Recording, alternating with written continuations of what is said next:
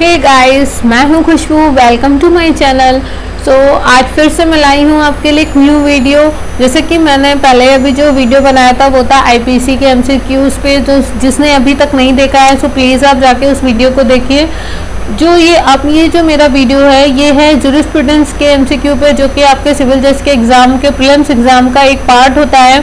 और first of all तो जो अभी मेरा वीडियो पहली बार देख रहे हैं प्लीज़ आप मेरे चैनल को लाइक एंड सब्सक्राइब करें। और जो मुझसे डायरेक्टली कनेक्ट होना चाहते हैं तो प्लीज़ आप मुझे डिस्क्रिप्शन पे मैंने टेलीग्राम का लिंक प्रोवाइड किया हुआ है, आप वहाँ से मेरे ग्रुप से डायरेक्टली कनेक्ट हो सकते हैं, जहाँ पे मैं डेली क्विज कराती हूँ। चलिए स्टार्ट करते हैं। सबसे पहले तो मैं आपको बता दूं कि ये सिविल जज के बहुत ही इम्पॉर्टेंट पार्ट है, जो कि आपका पूछा जाता है प्रीलिम्स में। बहुत ही इम्पॉर्टेंट पार्ट है, कई सारे एग्जाम्स में पूछा जाता है।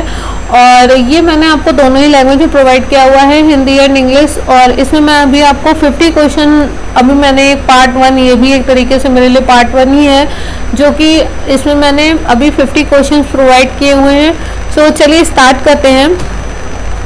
जैसा कि आप पहला क्वेश्चन देख रहे हैं, इस क्वेश्चन में दिया हुआ है who said that the jurisprudence is the eye of law. किसने कहा है कि विधि शास्त्र विधि का नेत्र है। यानी कि देखिए, हम किसी भी चीज को किस तरीके से देखते हैं, तो एक तरीके से नजरिया, यानी कि जो शास्त्र होता है, यानी कि जिसको हम एक तरीके से साइंस की अगर लैंग्वेज में बोले तो एक जो साइंस होती है, तो जब हम फिजिक्स की डेफिनेशन पढ़ते हैं तो हम चीज़ों को समझ पाते हैं। उसी तरीके से जूरिस्प्रूडेंस भी होता है, उसमें भी बहुत सारे बड़े बड़े फिलोसफर हैं जिन्होंने अपनी डेफिनेशन दी हुई है, जिन्होंने उसको देखा है। तो ये भी एक तरीके से लॉ का एक बहुत बड़ा शास्त्र है, यानी कि जिसको हम एक सेकंड नेम में साइंस भी बोल सकते हैं। तो ये किस तरीके से लॉ को इसको हम कह सकते हैं किस तरीके से लॉ को समझना है, ठीक है, और कैसे हम लॉ को जान सकते हैं, कैसे हम सही और गलत में फ़र्क समझ सकते हैं। तो ये सारी चीज़ें हमें कैसे पता चलती हैं, जूरिस्प्रूडेंस के थ्रू। इसमें बहुत बड़े बड़े फिलोसफर हैं जिन्होंने जूरिस्प्रूडेंस में डेफिनेशन दी हुई है। आप देखते हैं कि who said that jurisprudence is the eye of law, Maine, Hobbes, Pound, Laski, ठीक है। तो इसकी जो भी फिलोसफर है जिन्होंने ये बात बोली हुई है वो कौन है, लास्की, ठीक है।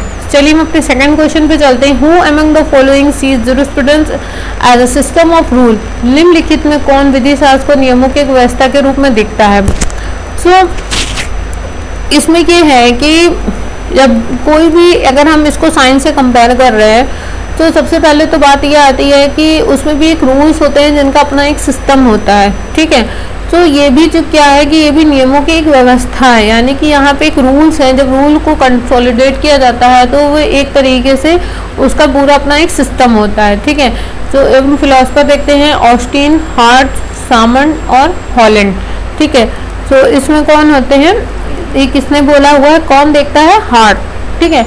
तो ये जो है ये आपका काफ़ी इंपॉर्टेंट क्वेश्चन है। देखिए मैंने ये दे रखा है कि ये क्वेश्चन कब कब किस किस एग्जाम में आया हुआ है, तो आप देख सकते हैं कि कितना ज़्यादा इंपॉर्टेंट क्वेश्चन है। चलिए अब अपने नेक्स्ट क्वेश्चन पे चलते हैं, जो कि है हु कॉल्ड जूरिस्प्रूडेंस एज फुलमरी ऑफ एडवोकेट्स।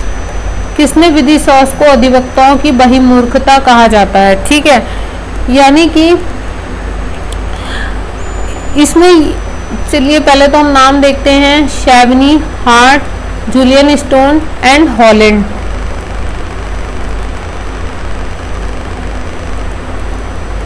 तो इसमें ये कहा गया है कि जो हमारे एडवोकेट्स हैं, जो काम कर रहे हैं, जो लॉ को समझ रहे हैं, वो क्या उनका एक बेस होता है लॉ को समझने का, ठीक है। वो किन आदर्शों को फॉलो करते हैं, क्या उनका बेस दिया हुआ है, वो किस तरीके से चीज़ों को समझते हैं, तो वो सारी चीज़ें आपकी बहिर्मुखता में आती है। तो ये इसको किसने कहा है, अधिवक्ताओं की बहिर्मुखता को विधि, यानी कि जूरिस्प्रूडेंस को अधिवक्ताओं की बहिर्मुखता किसने नाम दिया हुआ है, तो इसका नाम दिया हुआ है जूलियस स्टोन ने।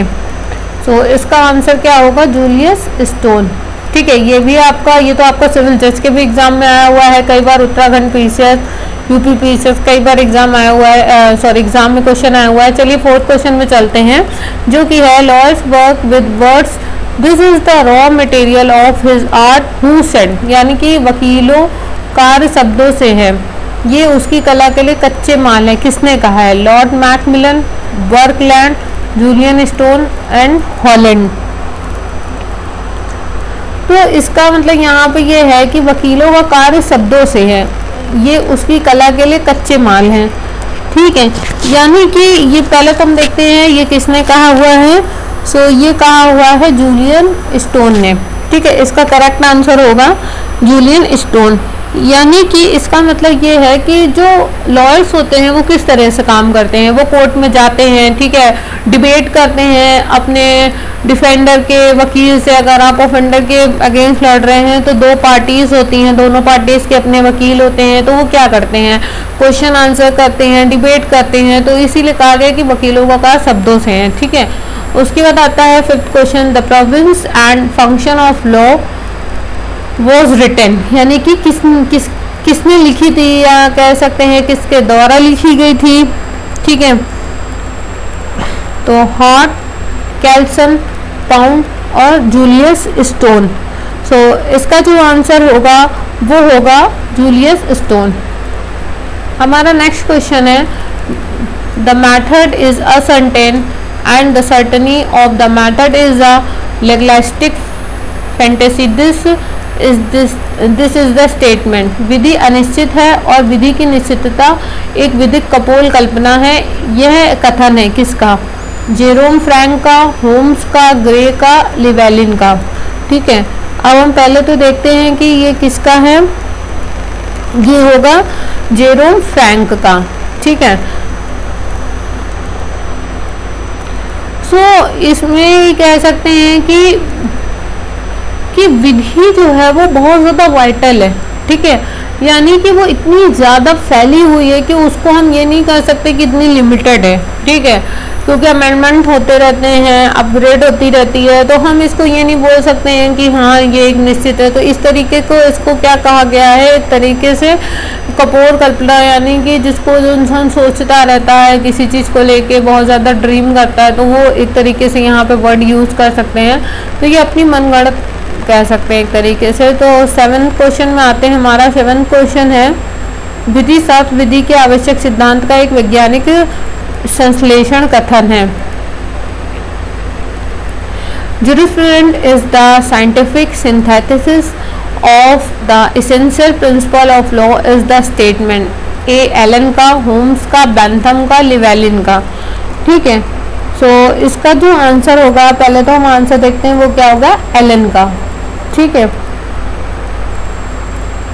उसके बाद हमारा क्वेश्चन है, व्हाट डज लॉ मीन, यानी कि विधि से क्या। अब मेन आता है कि आखिर लॉ से क्या मतलब कि इसका पहले तो मैं करेक्ट आंसर लगा दूं, नहीं तो आप लोग को कंफ्यूजन हो जाएगा,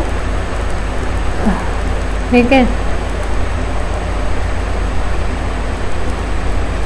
उसके बाद आता है कि व्हाट डज लॉ मीन, यानी कि अब हम आते हैं यहाँ पे, इतनी देर से हम बात कर रहे थे विधि शास्त्र, जूरिस्प्रूडेंस एंड ऑल, तो हम समझते हैं कि लॉ का क्या मीन होता है। तो राज्य का संपूर्ण विधिधन, यानी कि complete law of the state, कोई विशिष्ट कानून, एनी स्पेसिफिक लॉ, नैतिकता के नियम, रूल्स ऑफ मोरालिटी, प्राकृतिक न्याय के रूल्स ऑफ नेचुरल जस्टिस, ठीक है। तो हम देखते हैं इसमें राइट आंसर क्या होगा, राइट आंसर होगा कंप्लीट लॉ ऑफ स्टेट, ठीक है।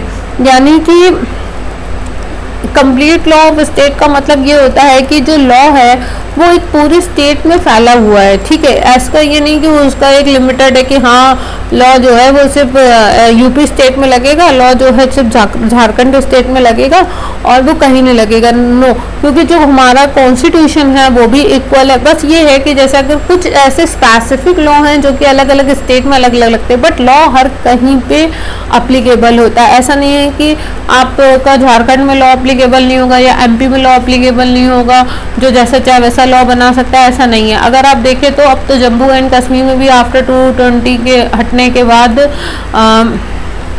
370 के हटने के बाद भी अब वहाँ पे भी क्या हो गया है कि हमारा जो है पीसी लगने लगी है, नहीं तो पहले तो दूसरी लगती थी, ठीक है। तो अब क्या है कि इसीलिए मैं आपको बता रही हूँ कि इसीलिए इसका आंसर करेक्ट ऐसा क्यों होगा कि राज्य का संपूर्ण विधान। उसके नाम अपने नेक्स्ट क्वेश्चन पे चलते हैं। Who propounded the principle of social contract, यानी कि सामाजिक संविदा के सिद्धांत का प्रतिपादन किसने किया है? Locke, Rousseau, Grotius, Pluto. अब हम देखते हैं इसका राइट आंसर क्या है। इसका जो राइट आंसर है वो होगा ग्रासियस। ठीक है, पहले तो मैं यहाँ पे आपको टिक लगा दूँ। उसके बाद हम चलते हैं अपने नेक्स्ट क्वेश्चन पे। पहले तो मैं आपको इसका बता दूं कि इसका मतलब क्या है। इसका मतलब ये है कि एक तरीके से स्टेट, इनके कहने का मतलब है कि सामाजिक संविदा इन द सेंस की जो एक सोशल कॉन्ट्रैक्ट हुआ है, इसका मतलब ये हुआ कि जो कि आपका एक स्टेट है और जो कि हमारी जनता है, ठीक है, उनके बीच में जो एक कह सकते हैं ना कनेक्शन बिल्डअप करना, तो वो एक तरीके से हमारा लॉ जो है वो एक कनेक्शन बिल्डअप करता है। ठीक है, तो इसी को ही उन्होंने एक नाम दिया है कि सिद्धांत, तो किसने मतलब इस सिद्धांत को किसने लॉ इलोबरेट किया हुआ है, वो कौन है? हमारे ग्रेशियस। उसके बाद आता है फर्स्ट, द 10th क्वेश्चन है, the idea of the natural method was first revealed. ठीक है, नैसर्गिक विधि का विचार सर्वप्रथम प्रकट हुआ था, यानी कि जो नैसर्गिक विधि है उसका जो सर्वप्रथम मतलब जो किसी के माइंड में आया था, वो किसके माइंड में आया था? वो आया था आपका, पहले तो हम देखते हैं कब आया था, कब प्रकट हुआ था? फ्रेंच क्रांति में, यानी कि in the French revolution. America स्वाधीनता संग्राम में, यानी कि in the American freedom struggle. यूनानी विचारधारा में, यानी कि इन ग्रीक आइडियोलॉजी। रोमन विधि में, यानी कि इन रोमन लॉ। ठीक है, सो अब हम देखते हैं इसका राइट आंसर क्या होगा। सो इसका राइट आंसर होगा यूनानी विचारधारा में, यानी कि इन ग्रीक आइडियोलॉजी। हमारा 11th क्वेश्चन क्या है? The foundation of the natural method was led by, यानी कि नैसर्गिक विधि की आधारशिला किसके द्वारा रखी गई थी? यानी कि तो कब प्रकट हुआ था? तो यूनानी विचारधारा में किसके द्वारा, मतलब इसके तरीके से इसका बेस स्टार्ट हुआ था, तो किसके द्वारा? द हेराक्लिटस के द्वारा, अरस्तु, ऑस्टिन और हॉब्स। सो किसके द्वारा हुआ था? हेराक्लिटस के द्वारा। ठीक है, उसके बाद हम आते हैं अपने 12th क्वेश्चन पे। 12th क्वेश्चन है आपका, who were the leading philosopher of philosophical ideology, यानी कि दार्शनिक विचारधारा के प्रमुख विधि शास्त्री थे? Sir Henry Maine, Max Weber, Hegel, Locke. यानी कि इन चारों में से किसने जो है दार्शनिक विचारधारा को, यानी कि फिलोसफिकल आइडियोलॉजी को मतलब कि मेन थे, मेन हेड थे जिनको हम बोल सकते हैं, तो वो मेन हेड कौन से थे? तो वो थे हमारे हीगल। ठीक है, ये क्वेश्चन आपको सिविल जज के एग्जाम में आया हुआ है, तो ये आप बहुत ही इंपॉर्टेंट क्वेश्चन आप इसको बोल सकते हैं। उसके बाद है 3rd question, in which of the following branches of jurisprudence did the stoic philosophy find the expression. निम्नलिखित विधि शास्त्र की शाखाओं में से किसे स्टोइक दर्शन ने अपनी अभिव्यक्ति पाई है? सबसे पहले तो आज्ञात्मक, यानी कि मैंडेटरी ब्रांच। ऐतिहासिक, हिस्टोरिकल ब्रांच। नैसर्गिक विधि, यानी कि नेचुरल लॉ ब्रांच। समाजशास्त्र, यानी कि सोशलॉजिकल ब्रांच। ठीक है, तो इसमें क्या बोला गया है कि एक तरीके से हम जिसको कह सकते हैं, इसको तो इसमें कैसे एक्सप्रेशन की बात हो रही है, एक तरीके से अभिव्यक्ति, जो कि मैं आपको पहले बता चुकी हूँ। तो इसका हम डायरेक्ट आंसर ही देखते हैं, तो इसका क्या होगा? Natural law branch. तो इसका करेक्ट आंसर होगा आपका नेचुरल लॉ ब्रांच। उसके बाद हम चलते हैं अपने 4th क्वेश्चन पे। 4th क्वेश्चन है आपका, विच of the following is a critic of the natural method, यानी निम्नलिखित में से नैसर्गिक विधि का आलोचक है? बेंथम और मैक्स वेबर, अरस्तु, लॉक। ठीक है, तो इसका जो आंसर होगा वो होगा आपका बेंथम। इसका जो राइट आंसर होगा वो होगा बेंथम। तो चलिए अपने नेक्स्ट क्वेश्चन पे हम चलते हैं, जो कि है 15 question, following is considered the proponent of the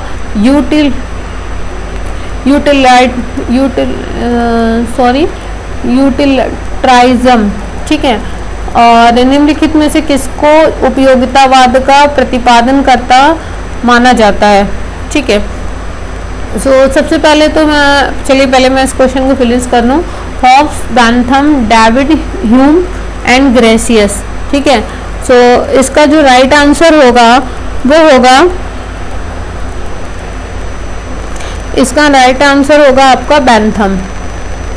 ठीक है, पहले तो मैं आपको बता दूं, आपको लग रहा होगा कि इसके क्वेश्चन इस टाइप के हैं, तो ऐसा इसलिए है बिकॉज जूरिस्प्रूडेंस के मोस्ट ऑफ द क्वेश्चन इसी टाइप के हैं, क्योंकि इसमें थ्योरी बहुत ज़्यादा है, बिकॉज इसमें थ्योरी भरी हुई है, इस वजह से इसके क्वेश्चन बहुत ज़्यादा है, क्योंकि ये एक्चुअली में पूरी एक तरीके से लॉ के मेन बेस पे और जो भी मतलब कि फिलोसफर हैं बड़े बड़े उनके बेस पे बनी हुई है। ठीक है, उसके बाद हम चलते हैं अपने 16 क्वेश्चन पे। The author of the book is the limits of jurisprudence defined. The limits of jurisprudence defined नामक पुस्तक के मुख्य लेखक कौन है? ऑस्टिन, मिल, बैंथम, डेविड। ठीक है, तो इसके जो राइटर हैं वो हैं बैंथम। ठीक है, अब हम चलते हैं अपने नेक्स्ट क्वेश्चन पे कि by which jurisprudence was the theory of individualized utilitarianism। व्यक्तिवादी उपयोगवादी का सिद्धांत किस विधि शास्त्र द्वारा प्रतिपादित किया गया है? बेंथम, हॉब्स, ऑस्टिन और डेविड। ठीक है, तो इसको सबसे पहले तो हम देखते हैं किसके द्वारा प्रतिपादित किया गया है। तो ये जो प्रतिपादित किया गया है ये किया गया है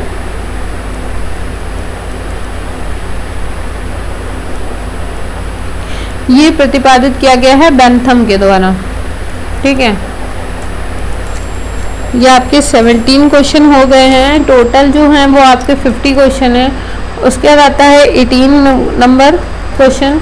18 है कि who said that jurisprudence is the philosophy of human stabilised method. ठीक है, किसने कहा है कि विधि शास्त्र मानव स्थापित विधि का दर्शन है, यानी कि विधि शास्त्र जो है वो मानव के द्वारा स्थापित किया गया है ना, एक तरीके से विधि को इलॉबरेट करता है। ठीक है, ऑस्टिन, हॉलैंड, ग्रे, क्योंकि इसमें इन्होंने फिलोसफर बने डेफिनेशन को डिस्क्राइब किया हुआ है, डेफिनेशन दी हुई है। तो हम देखते हैं कि इसका जो आंसर होगा वो क्या होगा। इसका आंसर होगा ऑस्टिन। उसके बाद आता है next question. According to Austin is the science of jurisprudence related. Austin के अनुसार विधि शास्त्र का विज्ञान संबंधित है नैतिकता से, निश्चयात्मक विधि से, दैवी विधि से, प्राकृतिक विधि से, यानी कि ethically, conclusively, divinely, by natural means. ठीक है, सो इसका जो आंसर होगा वो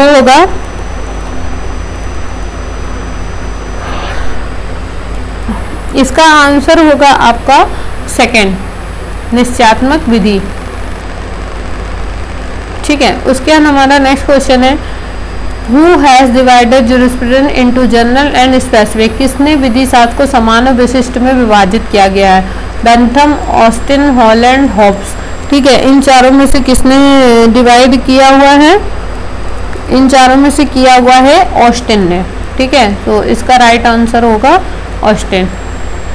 उसके बाद हम चलते अपने नेक्स्ट क्वेश्चन पे जो है Who has made a difference in the use of term of jurisprudence in the general and specific sense? Holland, Austin, Allen, Bentham। ठीक है, सो इसका जो राइट आंसर होगा वो होगा विधि शास्त्र के समान और विशिष्ट अर्थ में प्रयोग किए जाने के अंतर किसने कहा है?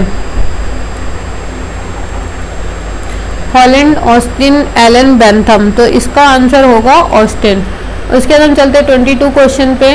Who among the following is the author of the book provinces of jurisprudence. निम्नलिखित में से कौन प्रोविंस ऑफ जूरिस्प्रूडेंस पुस्तक का लेखक है? Bentham, Austin, Holland, Elon.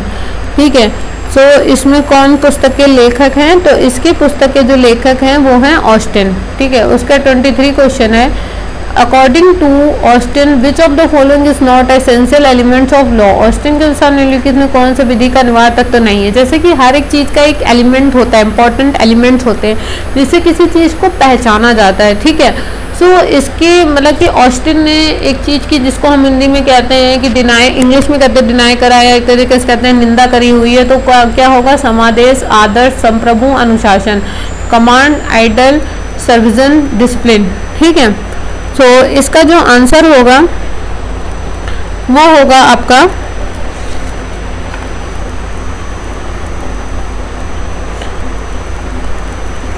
वो होगा आपका आइडियल। ठीक है, उसके बाद हम चलते हैं अपने नेक्स्ट क्वेश्चन पे, जो कि है who has said international law is positive morality, अंतर्राष्ट्रीय विधि एक सकारात्मक नैतिकता है, किसने कहा है? Holland, Byerly, Austin, Bentham. ठीक है, सो ये किसने कहा हुआ है? ये कहा हुआ है ऑस्टिन ने।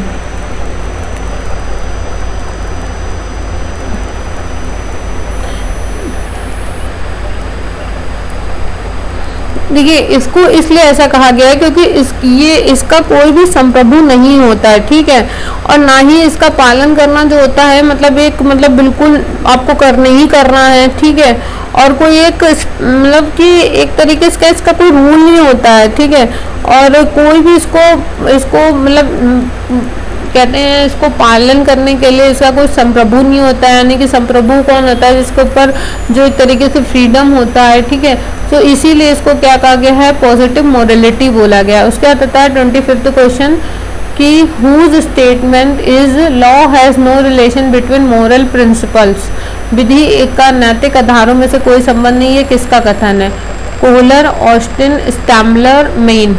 ठीक है, तो इसका आंसर जो होगा वो होगा Austin.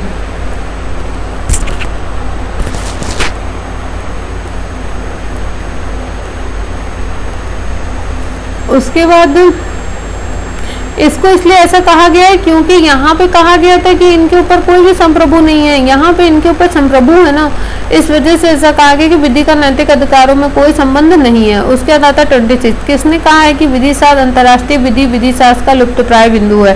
Who has said that the jurisprudence is endangered point of international law jurisprudence? Austin, Holland, Oppenheim and sir Henry main. ठीक है, तो ये किसने कहा है? ये कहा है हॉलैंड ने।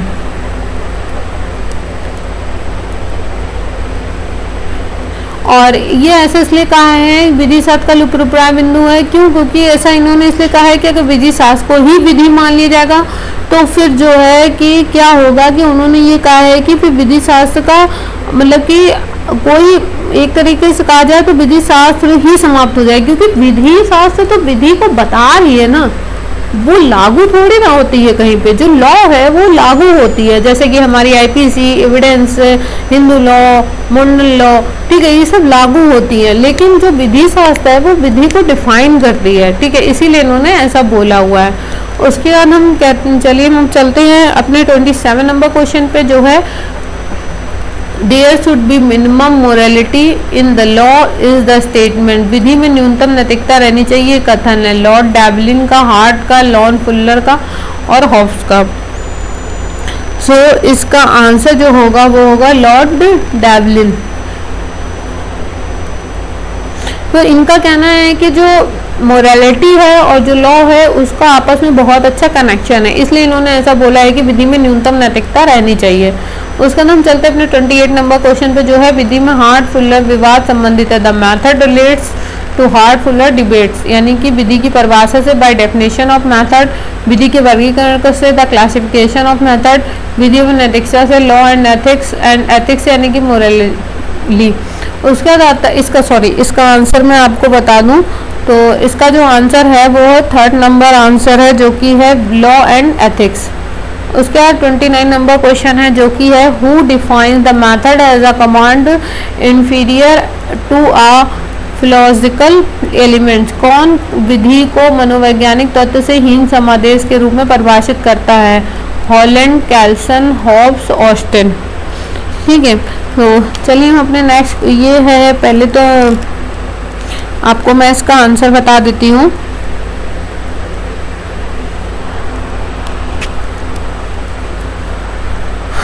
इसका आंसर जो होगा वो होगा आपका,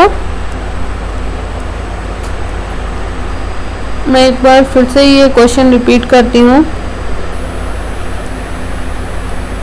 हाँ, यहाँ वाले क्वेश्चन पे थे, सॉरी। इसका आंसर होगा कैल्सन। उसके बाद आता है 30 number question, who says that jurisprudence is the drafting and mythological science, कौन कहता है कि विधि शास्त्र विध्यात्मक विधि का प्रारूपक विज्ञान है? Austin, Hobbes, Holland, Kelsen. ठीक है, सो इसका आंसर होगा हमारा हॉलैंड। उसके बाद 31 नंबर क्वेश्चन है, who among the following said that jurisprudence is the formal science of creative method. निम्नलिखित में से किसने कहा था कि विधि शास्त्र रचनात्मक विधि का रीतिबद्ध विज्ञान है? Holland, Bentham, Kelsen, Austin. तो इसका आंसर क्या होगा? हॉलैंड। रीतिबद्ध विज्ञान का मतलब क्या होता है कि जो भी एक आपकी कोई भी एक रचनात्मक विधि इन द सेंस होती है जो कि एक लॉ जो क्रिएट किया जाता है, ठीक है, तो उसको डिफाइन करा जाता है, ठीक है, ज्यूरिस्प्रूडेंस में डेफिनेशन दी जाती है, तो एक तरीके से उसको डिफाइन किया जाता है, तभी तो इंटरप्रिटेट हो पाती है। तो यही इसी को ही कहा है कि विधि शास्त्र रचनात्मक विधि का रीतिबद्ध विज्ञान है। तो किसने कहा है? हॉलैंड ने। उसके बाद आते हैं 32 नंबर क्वेश्चन पे, जो कि है किसका मत है कि समस्त विधि संग्रह को अधिनियमित विधि के रूप में बदलने की प्रक्रिया को संहिताकरण कहते हैं? Whose opinion is that the process of converting the entire statute into a enacted form is called कॉन्टिग्रेशन। Savigny, Salmond, Hobbes, Pollock. ठीक है, सो इसका आंसर क्या होगा? सामन।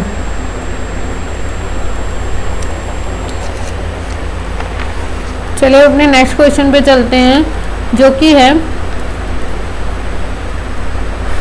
Whose among the following law philosopher is considered the originator of the historical school of jurisprudence? निम्नलिखित विधि दार्शनिकों में से किस में कौन विधि शास्त्र के ऐतिहासिक स्कूल का प्रवर्तन माना जाता है? सैवनी, कॉलमार्स, कैंट, हीगल। ठीक है, सो इसमें से क्या होगा?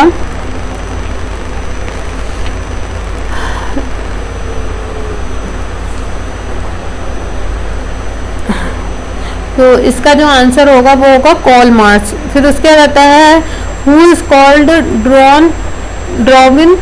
Darwin of the historical school. ऐतिहासिक स्कूल का डार्विन कौन कहलाता है? एंडीमैन, ह्यूगो, बर्क एंड सैवनी।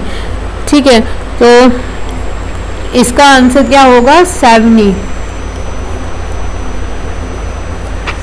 उसके बाद नेक्स्ट क्वेश्चन है कि विधि शास्त्र के ऐतिहासिक स्कूल की प्रतिक्रिया थी। The historic school of jurisprudence was the reaction.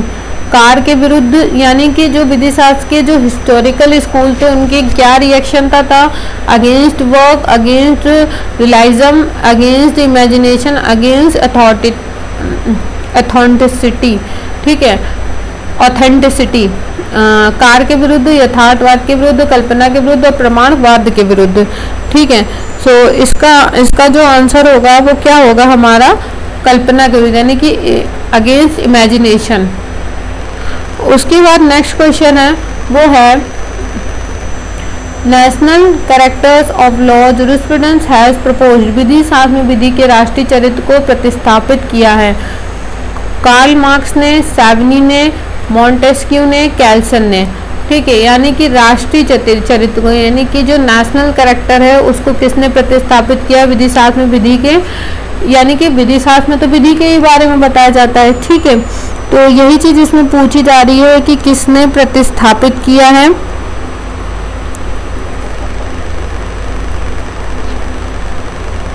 तो इसको प्रतिस्थापित किसने किया है? सैवनी ने। उसके बाद आता है 37 नंबर क्वेश्चन कि सैवनी का सिद्धांत किस विधि पर आधारित है? On what method is Savigny theory based? Greek विधि, कॉमन विधि, स्पेनिश विधि, रोमन विधि। ठीक है, सो सैवनी का जो सिद्धांत है वो किस विधि पर आधारित है? यानी कि कॉमन लॉ पर। उसके बाद आता है किसने विधि को प्रमुख एवं गौण नियमों का योग कहा है? What method is called the sum of major and secondary rule? Hart, Laski, Friedman and Pound. ठीक है, तो इसका जो आंसर होगा वो होगा हार्ट, यानी कि इनका जो पूरा नाम है वो है HL हार्ट। यानी कि इन्होंने क्या कहा है? इन्होंने विधि को क्या कहा है? एक बहुत ज़्यादा मेजर रूल बोला है। ठीक है, इन्होंने बहुत ज़्यादा ही इसको इम्पोर्टेंस दी हुई है। ठीक है, और इन्होंने भी यही बोला हुआ है, इन्होंने पहले भी यही चीज़ बोली थी, अब भी यही बोले हैं कि जो हमारी मोरालिटी है एंड जो हमारा क्या कहते हैं कि लॉ है, दोनों में बहुत अच्छा रिलेशन है। ठीक है, उसके बाद हम चलते 39 नंबर क्वेश्चन पे, जो कि है द कॉन्सेप्ट ऑफ लॉ नामक पुस्तक के लेखक कौन है? Is the author of a book the concept of law Hart, Austin, Pound, Salmond. ठीक है, तो इसके जो राइटर हैं वो है Hart. The concept of law के राइटर जो है वो कौन है? ऑथर जो है वो हार्ट है। ठीक है, who has said that the method is nothing but the public conscience. किसने कहा है कि विधि कुछ और नहीं अपितु जनसाधारण की अंत चेतना है? सेबनी, पाउंड, सामन, ऑस्टिन। ठीक है, चलिए हम देखते हैं कि किसने कहा है कि सबसे पहले तो हम आंसर देखते हैं, किसने कहा है? सेबनी ने। इसमें क्या कहा गया है? इसमें जो थ्योरी ऑफ वॉल्कजिस्ट है उसको इन्होंने उस सिद्धांत को लेते हुए कहा हुआ है। ठीक है, उसके बाद जो 41 नंबर क्वेश्चन है वो क्या है? The source of the law is folk consciousness is the statement. विधि का स्रोत लोक चेतना है, ये कथन है। Ihering, Savigny, Maine, Hobbes. ठीक है, तो इसका आंसर क्या होगा? सेबनी। किसने बोला है? सेबनी ने। इसमें लोक चेतना से मतलब ये है कि ये मेन किसके लिए बनी है? लोगों के लिए बनी हुई है। ठीक है, सो इससे क्या होता है कि यहाँ पे इतने ज़्यादा नियम हैं, उसको इतना अच्छे से कंसोलिडेट किया हुआ है, इतने अच्छे रूल्स हैं। ठीक है, तो उनको क्या है कि जो भी व्यक्ति हैं उनकी आवश्यकता के अनुसार तभी तो उनको मतलब कि जस्टिस मिल पाता है। ठीक है, तो उनको उनके राइट्स मिल पाते हैं, जैसे कि हमारी CPC उनमें उनको अधिकार मिल पाते हैं, तो वो किसके थ्रू मिलते हैं? Because of law. अब हम चलते हैं 42 नंबर क्वेश्चन पे, जो कि है आपका with which of the following branches is the ethnocentric theory of law associated. निम्नलिखित में से किस शाखा के साथ विधि का जातिवादी सिद्धांत जुड़ा है? ऐतिहासिक विधि, प्रमाणवादी, समाजशास्त्री शाखा, दार्शनिक यानी कि historical branch, authentic branch, sociological branch और फिलोसफिकल ब्रांच। ठीक है, इसका जो आंसर क्या होगा वो होगा हिस्टोरिकल ब्रांच।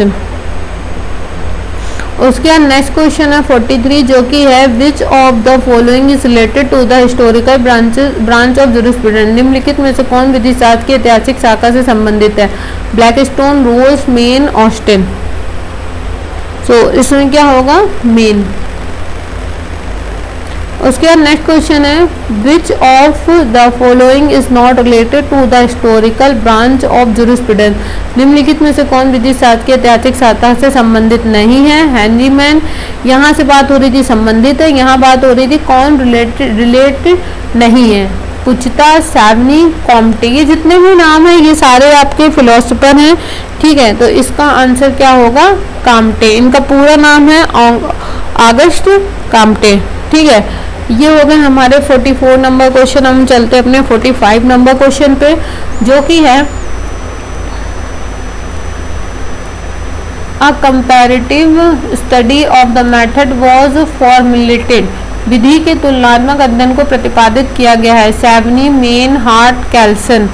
ठीक है, यानी कि तुलनात्मक अध्ययन क्या होता है कि एक तरीके से किसी चीज़ की तुलना करना। ठीक है, तो वो किसने किया हुआ है? वो किया हुआ है मेन ने। उसके बाद 46 नंबर क्वेश्चन है which methodist did the comparative study of the first method. सर्वप्रथम विधि का तुलनात्मक अध्ययन किस विधि शास्त्री ने किया है? सेबनी, ऑस्टिन, कैल्सन, हेनरीमैन। ठीक है, तो ये किसने किया हुआ है? हेनरीमैन ने। एक था ऊपर किसने प्रतिपादित किया हुआ है, उसके बाद नीचे क्या है? किसने उसकी विधि, किसने उसका अध्ययन किया हुआ है। ठीक है, उसके बाद सेकंड 47 नंबर क्वेश्चन है a theory of justice is a work, यानी कि ई थ्योरी ऑफ जस्टिस कहती है रॉल्स की, ऑस्टिन की, हॉब्स की, कैल्सन की। तो इसका आंसर क्या होगा? रॉल्स। उसके बाद हम चलते हैं अपने नेक्स्ट क्वेश्चन पे, जो कि है 48 नंबर। डी ज्यूरे वैली एक पैरिश पैसिस पुस्तक के लेखक हैं? Hobbes, Bentham, Grotius, Austin. यानी कि who is the author of book the ज्यूरे बैली एक पेरिस। ठीक है, तो इसके ऑथर कौन है? ये हैं ग्रेसियस। इसके ऑथर कौन है? ग्रेसियस। उसके बाद है सामाजिक एकता का सिद्धांत प्रतिपादित किया, यानी कि propounded the principle of social unity, Duguit, Hobbes, Austin, Bentham. ठीक है, तो इसका आंसर जो होगा वो क्या होगा? इसका आंसर होगा ड्यूगिट। ठीक है, उसके बाद आता है जो हमारा लास्ट क्वेश्चन है, वो है which one of the following is not a theory of punishment. निम्नलिखित में से कौन सा दंड का सिद्धांत नहीं है? यानी कि यहाँ पे बोला गया है कि हर चीज़ का अपना एक प्रिंसिपल होता है। ठीक है, तो यहाँ पे बात हो रही है कि जो पनिशमेंट की जो थ्योरी है वो इसमें से कौन सा इसका सिद्धांत नहीं है? तो निरोधात्मक यानी कि प्रिवेंटिव प्रिंसिपल, सामाजिक हित का सिद्धांत यानी कि सोशल इंटरेस्ट थ्योरी, प्रतिरोधात्मक का सिद्धांत यानी कि रेसिस्टिव प्रिंसिपल, प्रतिशोधात्मक यानी कि थ्योरी ऑफ वेंजेंस। ठीक है, तो इसका जो आंसर होगा वो क्या होगा? सामाजिक हित का सिद्धांत यानी सोशल इंटरेस्ट थ्योरी। क्योंकि यहाँ पे इसका कोई देखो क्या होता है कि प्रिवेंटिव प्रिंसिपल इसलिए है क्योंकि निरोधात्मक भी है हमारा लॉ, प्रतिरोधात्मक भी है और प्रतिशोधात्मक भी है। ठीक है, लेकिन ये सामाजिक हित का सिद्धांत इसमें लागू नहीं होता है। सो ये थे मेरे सारे क्वेश्चंस जो कि अभी मैंने पार्ट 1 के थ्रू में लाई हुई हूँ, जो कि आपके बहुत ज़्यादा इंपॉर्टेंट क्वेश्चन है। अगर आपको, मैं एक बार फिर से बोलूँगी, अगर आपको मेरा वीडियो अच्छा लगा हो तो प्लीज़ आप मेरे वीडियो को लाइक करें, शेयर करें। प्लीज़ मुझे ऐसे ही सपोर्ट करें, बिकॉज जैसा कि आपने मेरे IPC के वीडियो को सपोर्ट किया हुआ है। And thank you so much for watching this video.